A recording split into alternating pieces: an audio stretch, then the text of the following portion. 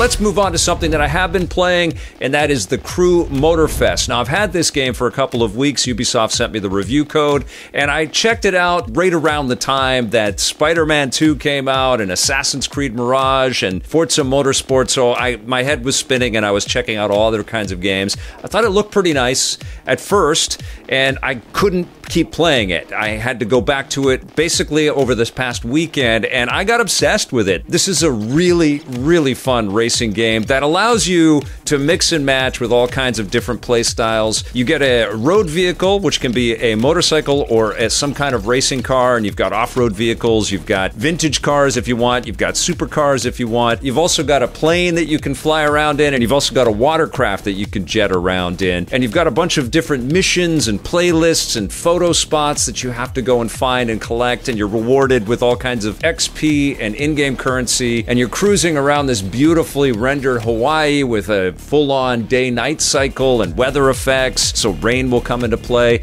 and then you're bouncing to each of these different stops, and some of them will have video intros that take you back in time or take you into a specific kind of culture, a supercar culture or some kind of Japanese car culture or something like that, and you're collecting all kinds of vehicles and just testing them out. I was cruising around on water for a bit, I was doing some aerial stunts and whipping through rings just like I used to do in Superman 64. Second Superman 64 reference this week on EPN. And of course, you're doing lots of different racing and lots of different challenges. I love taking the photos as well. I had a freaking blast. I even jumped into a battle royale mode using vehicles in this destruction derby deal, and God, that was so much fun. This game is really damn cool. I think it's getting a little bit overlooked right now because Ubisoft has a propensity to saturate the market with lots of open world experiences, and I think the Crew kind of gets looped into that, although I know the Crew has many iterations now in its franchise, so clearly there's a massive fan base out there for this brand. But I have to tell you, I was really surprised how much I was getting pulled in and sucked in. It reminded me a little bit of the Need for Speed experiences, the Forza Horizon experiences, Ubisoft's own Riders Republic. Like, there's just this great energy and attitude and collectability, even though it's cluttered